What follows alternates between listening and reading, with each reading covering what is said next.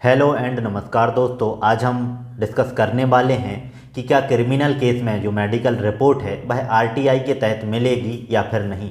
दोस्तों, आमतौर पर किसी व्यक्ति विशेष की मेडिकल रिपोर्ट की जानकारी आरटीआई अधिनियम की धारा 8(j) के तहत व्यक्तिगत होने से उपलब्ध नहीं कराई जाती है, परंतु आपराधिक प्रकरण में व्यक्तिगत जानकारी होने के आधार पर मेडिकल रिपोर्ट की जानकारी को नहीं रोकना चाहिए।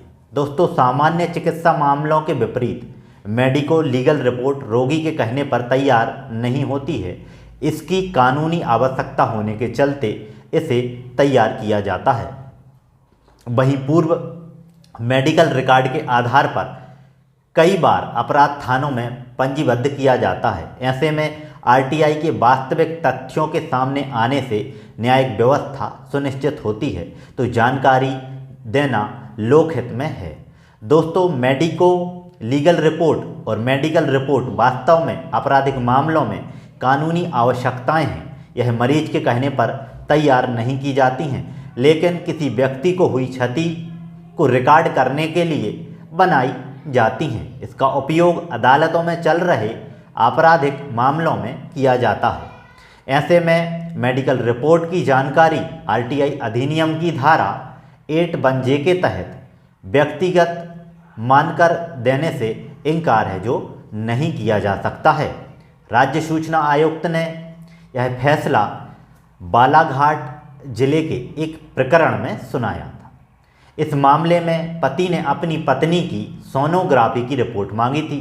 पत्नी ने पति के ऊपर दहेज प्रताड़ना के साथ साथ मारपीट कर गर्भ में भ्रूण हत्या का आरोप लगाया था। पुलिस ने आरोपी पति को गिरफ्तार कर जेल भेज दिया था। बाद में हाईकोर्ट ने पर्याप्त साक्ष्य न होने के आधार पर पति को जमानत दे दी थी। जमानत पर छूटने के बाद पति ने आरटीआई आवेदन लगाकर सोनोग्राफी की रिपोर्ट की जानकारी जो है वो मांगी थी। पति का मानना है कि सोनोग्राफी रिपोर्ट के सामने आने से मामले में दूध का दूध और पानी का पानी हो जाएगा, लेकिन लोक सूचना अधिकारी यानी जो मुख्य चिकित्सा अधिकारी ने व्यक्तिगत जानकारी के आधार पर 8(j) के तहत जानकारी देने से इनकार जो है वो कर दिया था। इसके बाद जो सूचना आयुक्त से उन्होंने कहा कि मुख्य चिकित्सा अधिकारी ने धारा 8(j) के प्रावधान की अनदेखी की थी, जिसमें कहा गया कि ऐसी जानकारी जो संसद या फिर विधानसभा को देने से मना नहीं किया जा सकता है, वह जानकारी किसी भी व्यक्ति को देने से मना नहीं किया जा सकता है। जब इस मामले पर राज्य सूचना आयुक्त श्री सिंह ने सुनवाई के दौरान पूछा, तो मुख्य जो चिकित्सा अधिकारी हैं उन्होंने स्वीकार किया कि वे राज्य विधानसभा या फिर संसद को जानकारी देने से इनकार नहीं कर सकते।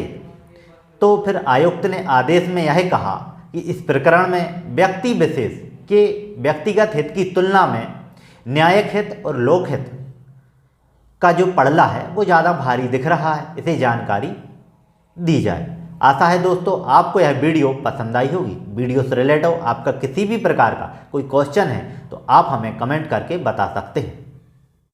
इस बुक को आप अमेजन फ्लिपकार्ट से भी मंगा सकते हैं या हमारे नंबर पर व्हाट्सएप करके आप इस बुक को मंगा सकते हैं।